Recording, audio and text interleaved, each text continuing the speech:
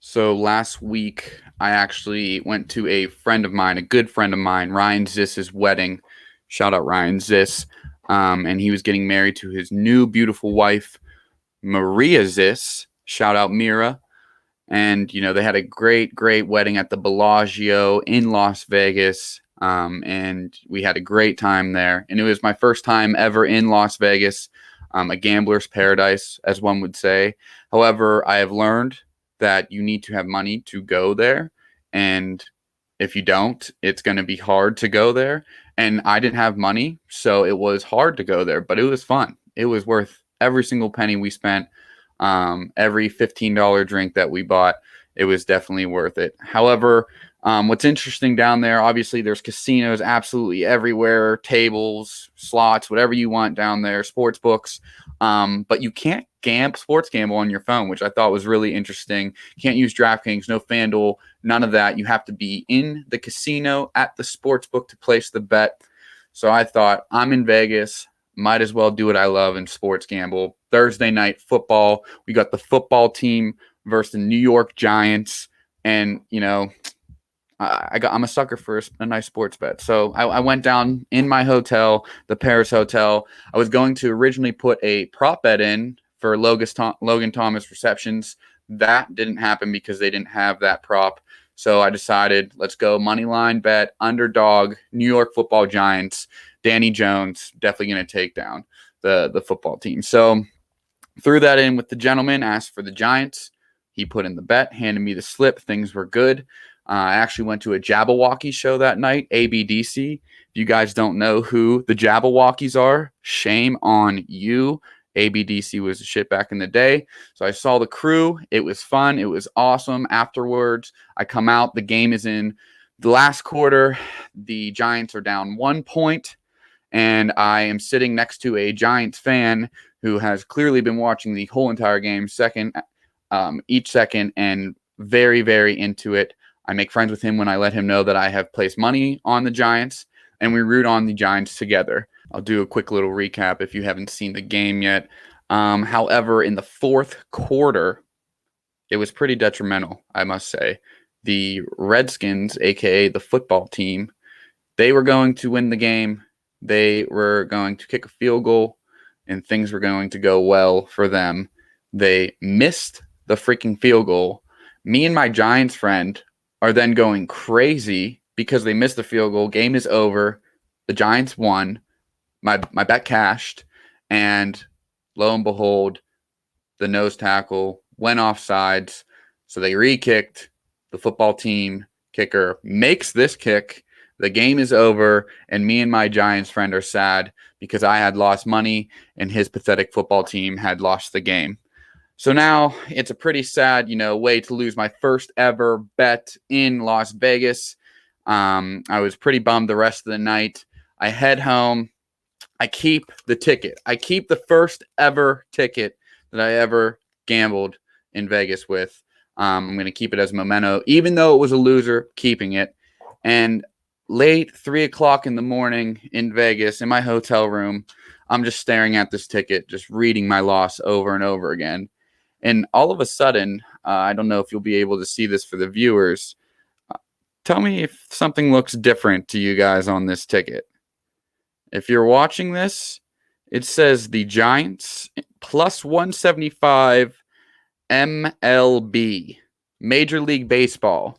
My man's at the desk placed a San Francisco Giants money line instead of the New York Football Giants an hour before the NFL kickoff, with NFL going on everywhere around him. He thought when I said Giants money line, I meant San Francisco Giants.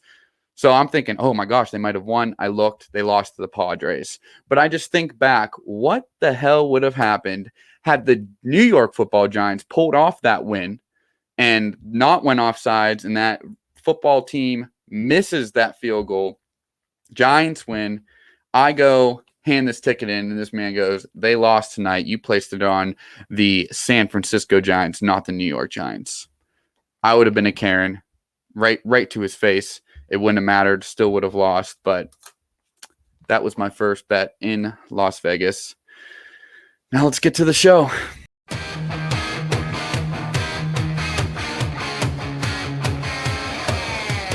What's up, guys? It is Tony Parlays back at it again on the Bet Slip. Welcome back, episode 2. Feeling good. Had a very, very, very rough week in gambling. Probably an all-time worst week in sports gambling for the young Tony Parlays, but we'll get into that a little bit later. Another underdog week. A lot of fun watching these underdogs win, these plus odds winning. We'll get into that very, very shortly.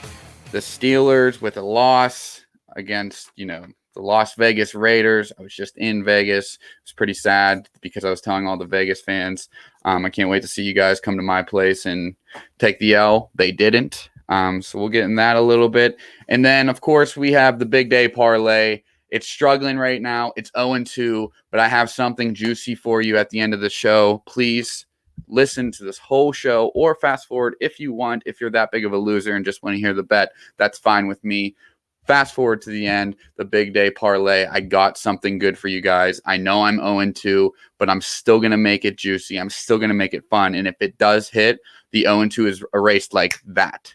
So we'll get into that at the end. Let's start week 2 recap.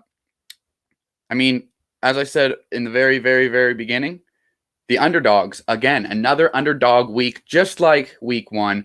In week 2, the underdogs were 9-5-1 against the spread. They won 5 of those outright, which is crazy. You put money on all of the dogs all week. 5 of those were going to win. You were going to win your money back. So keep that in mind because 2 weeks, both underdog weeks. Is this the underdog year? Is this going to keep happening all year? Or is it just teams are just feeling each other out the first couple weeks? How's this going to go? Because if this is the other underdog year, I mean, that's music to my ears. I love juicy odds. You guys know about the love for my juicy odds. Give me those underdogs all day, every day. And, I'm proud to say that I got my girlfriend, Christina. I hope she's listening. I got her into gambling a couple years ago, sports gambling. I guess I should be ashamed of this, but not really. She has her own DraftKings account, and she does this thing where she will silently place bets. So I go and tell everyone what bets I placed, and she actually silently does them. And then after they win, she'll tell me exactly what she placed. But she had a big one on week 1, and she must have listened to my first show because she bet all underdog spreads, and she was very, very, very close to hitting this parlay. This was a plus 2,335. That's a big, big parlay. She put $5 on it. Was going to win somewhere around 125, 130, something like that. And here are the picks. She had Ravens plus 3.5 win, Vikings plus 3.5 win, Tennessee's plus 6.5 win, Cowboys plus 3 win. Those teams all won outright, by the way. And then she had the Falcons plus 13.5. Probably one of the easier ones because they had the most points. Loss. That was her big loss, betting on the Atlanta Falcons. If my good buddy, my good Atlanta Falcon friend, Javon Peterson, is listening, your team sucks, man, and lost my girlfriend money, so I hate them even more. The Falcons have been dead and will always be dead after that Super Bowl loss. Sorry about that. But yeah, so she had a really good parlay. When she first told me, I was like, oh, underdogs, really? And I didn't even listen to myself from last week. So she almost hit that. And, just a side note, if you do have a parlay that hits plus 1,000 or more, send it my way. I'll put it on the show. It's always impressive to hit something plus 1,000 or more. So if she was going to hit that, I was going to really boast about her. But she missed by 1, but we're still going to give her credit because that was a really good parlay. So this is the underdog year, I guess. Hopefully. If it is, then I'm going to ride that wave. I'll ride it until I fall off of it. So you'll see me betting on a lot of underdogs. Probably giving you some underdog bets, and probably the rest of the season, even if this stat does fall off. Moving on, though, another takeaway that I had in week 2 are kind of the same one as last week too. The Vikings are dead. Let me repeat that. The Vikings are dead. They missed a field goal to win the game at the very end of the game. No other way but the Viking way. Mr. Greg Joseph A man with two first names, and you can never trust a man with two first names. I could have told you he was going to miss this one. Greg Joseph misses a 37-yard field goal to win the game, a little chip shot that Mr. PFT commenter could easily kick in. I hope he's listening. He's probably not. But, I mean, the Vikings are dead. Don't bet on them. Someone asked me last week, like, you really think the Vikings are dead after week 1? Yes, the Vikings are freaking dead after week 2. After week 1 they were, and they are still dead after week 2. That was the Viking way. Stay away from those boys. Even though I have Justin Jefferson on my fantasy team, the Vikings are still dead. A third takeaway. This is a pretty juicy stat for you guys that love your stats. The West divisions in the NFC and the AFC, all West divisions are 14-2 so far this season. 14-2 outright. That's pretty freaking awesome. The NFC West itself, all teams in the NFC West are 2-0. So if I had one thing for you to hammer next week, week 3, it would be to, here's my hammer. If you're not watching, this is pretty awkward because right now I'm hammering. Hammer the NFC West. I don't care who they're playing. Hammer them. Hammer them. Hammer them. If you want to just hammer spread and play it safe, cool. But I would hammer all of them. Take the risk because they're all 2-0 right now. Nothing could go wrong, right? At least 2 of them are going to win. So West teams are hot right now. I'm sure they're going to keep it up. They all look pretty good. A lot of the West teams look very good, actually. But NFC West, definitely hammer on week 3. Ride that wave as well until it falls off. And my last takeaway is always myself. What did I do in the gambling realm this week? Well, I told you earlier I had probably the worst gambling week of my career in DraftKings, at least, which is 2 years. So DraftKings gambling, this was my worst week by far. Week 2, this is so sad to say, I went 4-16 and lost 10 units. And you guys are all probably laughing. Well, you know what? We all have to get down to the bottom in order to climb up. I don't know if that's a saying. I don't know if that's something I just made up right now. However, that's how I'm feeling. I have to get to a low before I get to a high, and it can't go farther down than 4-16. I had a really bad beat. It could have been 5-15, which wouldn't have been any better, but still, I had a really bad beat. Matt Stafford over 279.5 passing yards. My man's ended up with 278, and they were losing. They were winning. I'm sorry. I just don't know. It was a horrible beat. He didn't throw the ball after 278. It was sickening. I had a horrible week. It was not good. However, my fantasy team won. One of my fantasy teams won. So I'm 2-0 in that league. Shout out Mark with a K if you're listening. I beat his team pretty easily by 1 point. And, I'm rolling. I'm rolling in fantasy gambling, not rolling right now. So if you want to start fading me, let's do this. Hopefully I'm making you money somehow, but it is not with my pick suggestions right now. So that's the recap of week 2. Now let's head across the bridge.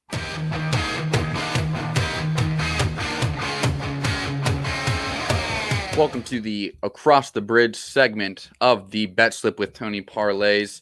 This is where we talk about the Pittsburgh Steelers, and there's not much nice to talk about the Pittsburgh Steelers after that performance on week 2.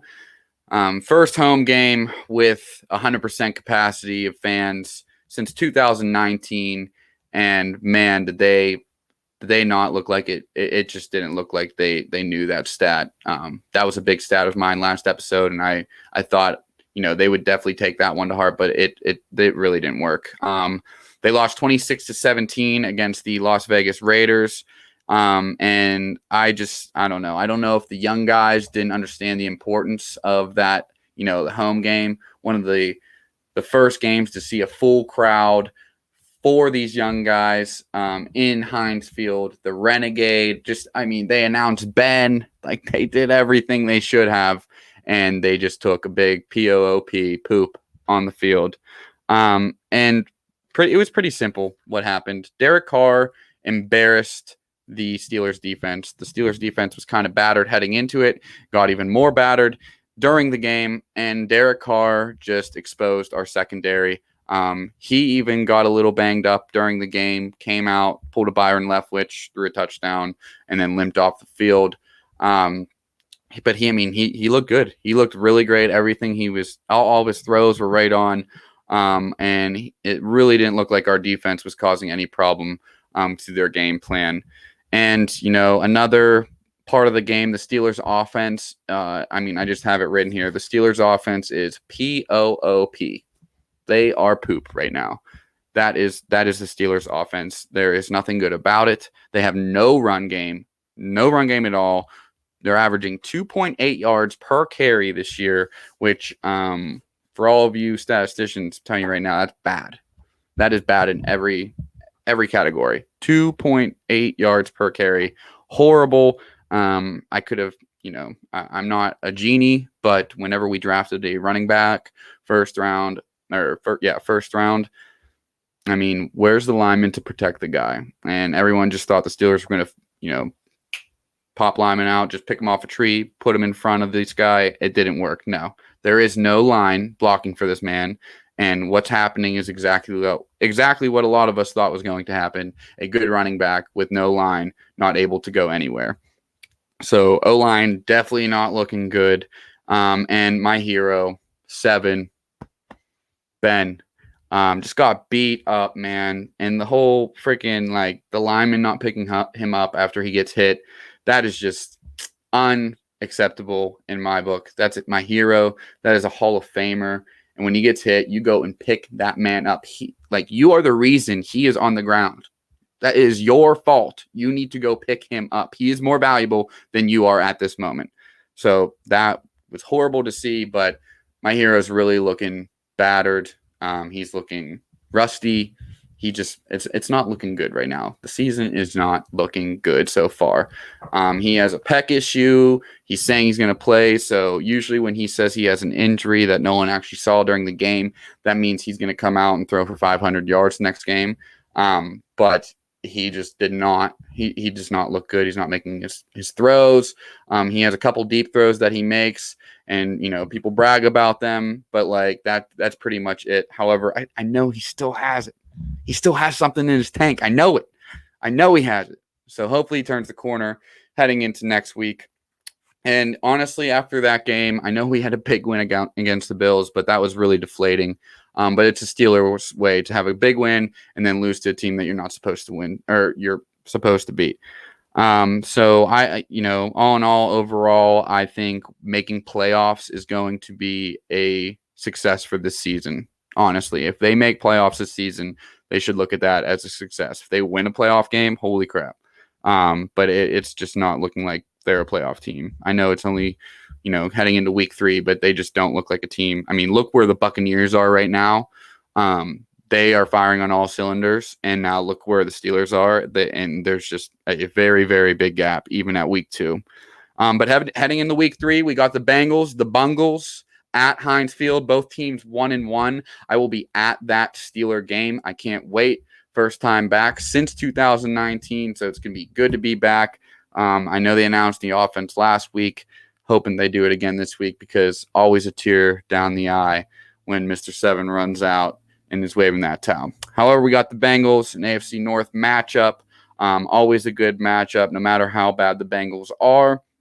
And, my outlook on this one, the Steelers are favored -3.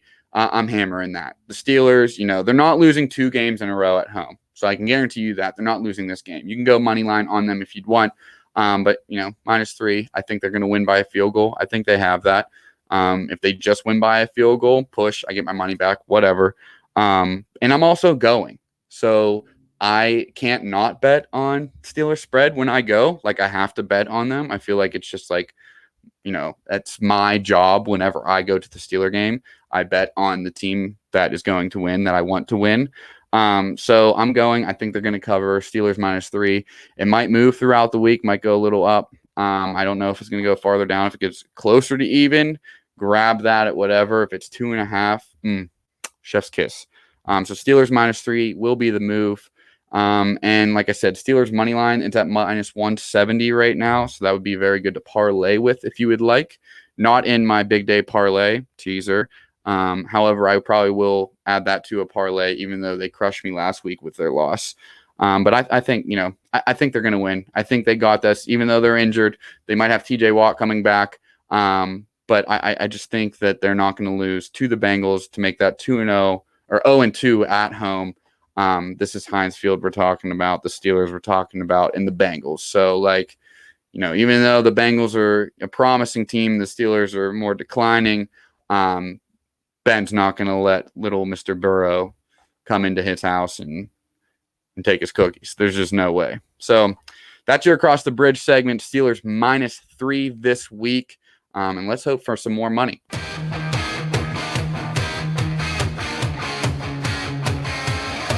And now I have a few props for week 3 for you guys. I figured I'd give you a couple extra bets. Some things that I've been looking at. I love to bet on props, player props.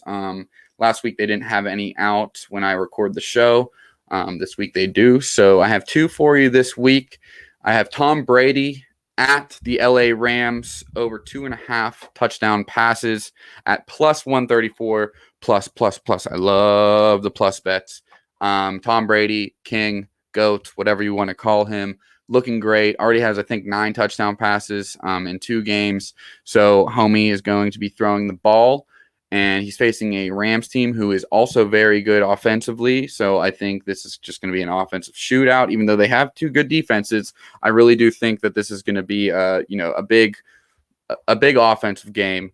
And Brady's going to be throwing the ball. So over 2.5 touchdown passes. I think he gets 3. That's very doable for Mr. Tom Brady, especially at plus odds. I don't know what they're thinking. And then my next prop is Christian McCaffrey at the Houston Texans over 49.5 reception yards at -115. I really like this a lot. I have Christian McCaffrey on my fantasy team. He is a very good football player when he is healthy. And the over 49.5 is actually kind of low, I believe. Just based on what he has done the last 2 games. He's 2-0 on that over. If you go by over 49.5, week 1 he had 89 reception yards, and week 2 he had 65 reception yards. So against a crappy Houston team, little dink and dunk to Christian McCaffrey. I mean, he might even have a 50-yard reception touchdown and make it easy for us. But those are my 2 props of the week, and that takes us to the big one. This is the big segment. This is what everyone's looking forward to. The big payday parlay. Let's hit it.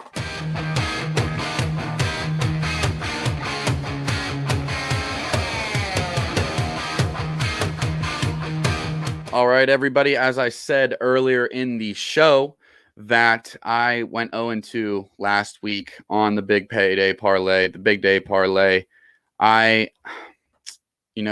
It's hard to hit 3 games in a row for you guys. This isn't supposed to be easy. And I know that you want success. And, I guess, I lose a little bit of dignity every time that bet doesn't hit. And maybe I might lose a viewer or so if, the bet doesn't hit. And if it continues to go over, you guys should just fade me. I mean, that's honestly the solution. It could just be a running joke where I just do this parlay pick and I just don't win ever. However, I don't think that's the case. I think I'm close. I went 2-3 out of the week 1. I did go 1-3 last week, but here's why. I went 1-3 because of some crappy things. Dallas and the Los Angeles Chargers over, it went 37. We had it at 52.5. And I get that's far off, but you know what? That was a ref show.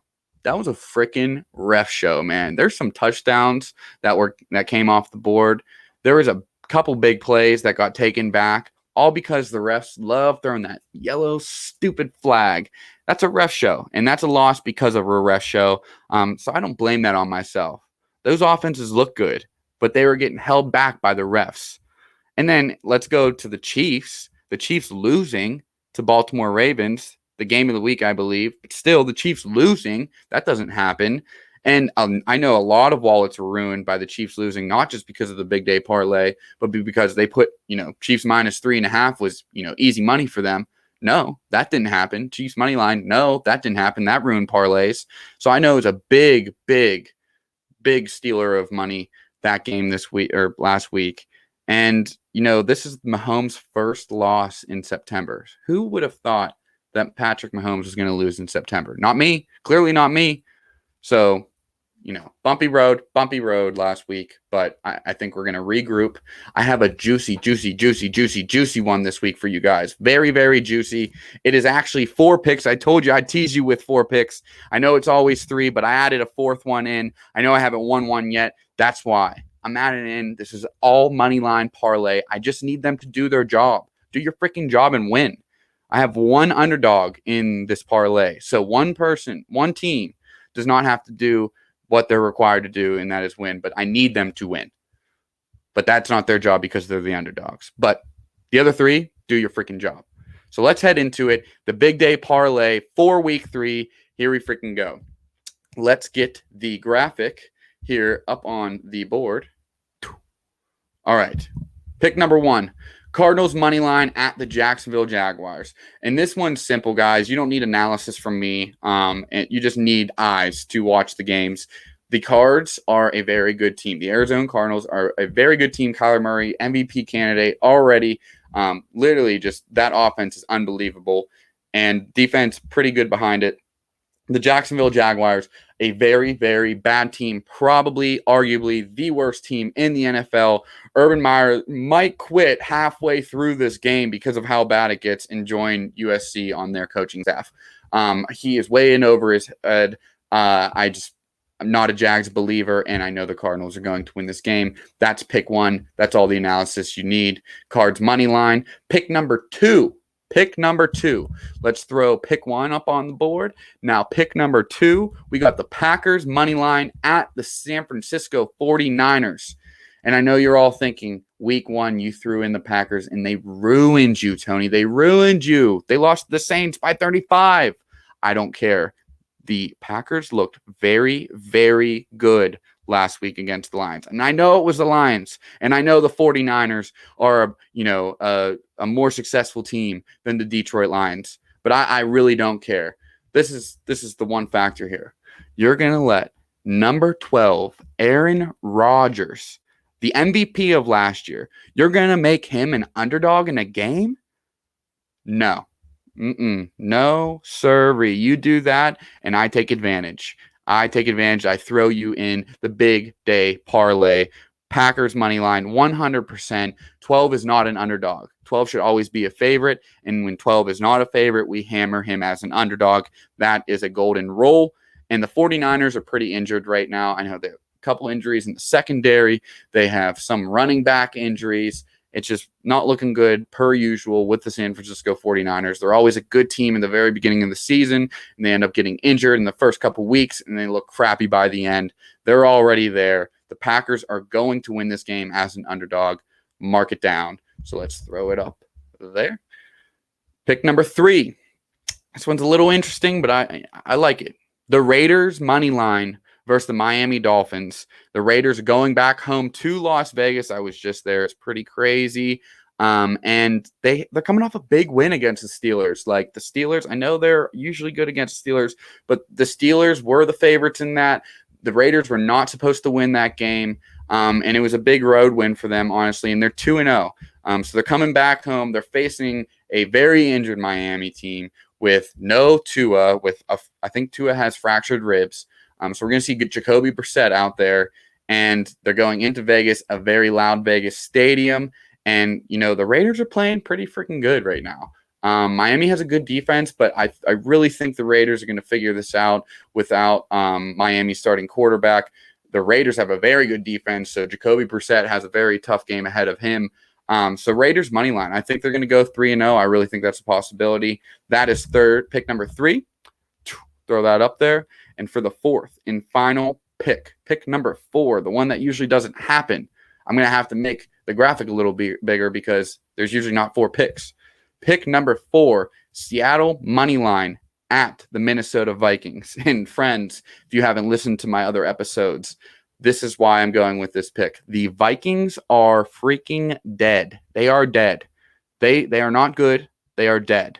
And Seattle is pretty good with Russell Wilson and Tyler Lockett and Chris Carson and DK Metcalf. I could just keep on going. The Seattle's pretty good, and they had a tough loss against a tough loss against Tennessee.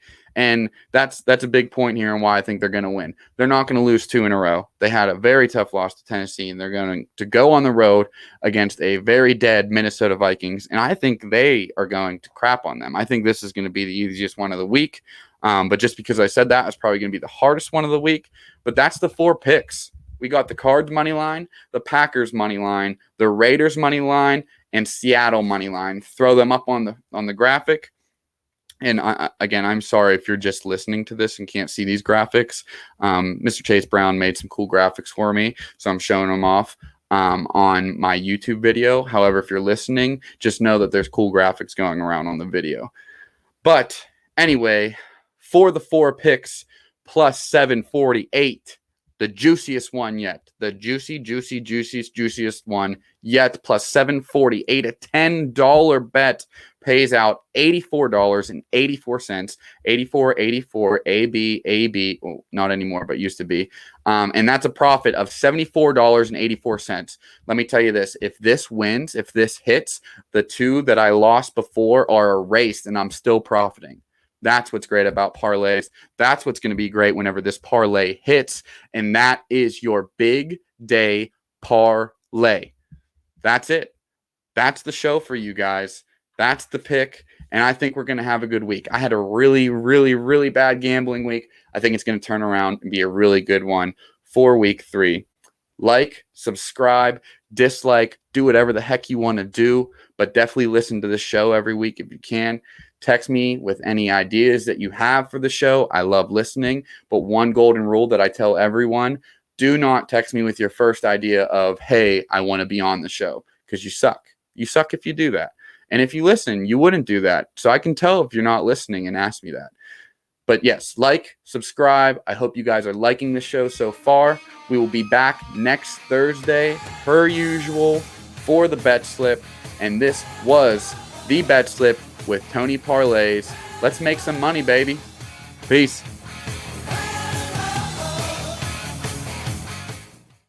What's up, guys? This is Tony Harpel from the bet slip with Tony Parlays on the Cheap Seats Network. I'm here to actually talk to you about the Cheap Seats Network. This is your one-stop shop for all the listening needs that you have throughout the week. We have different genres of shows being released from Sunday all the way till Thursday right now. And within the next coming months, we're going to have some new shows to where we have a pretty packed schedule of new episodes from new shows Sunday all the way until Saturday.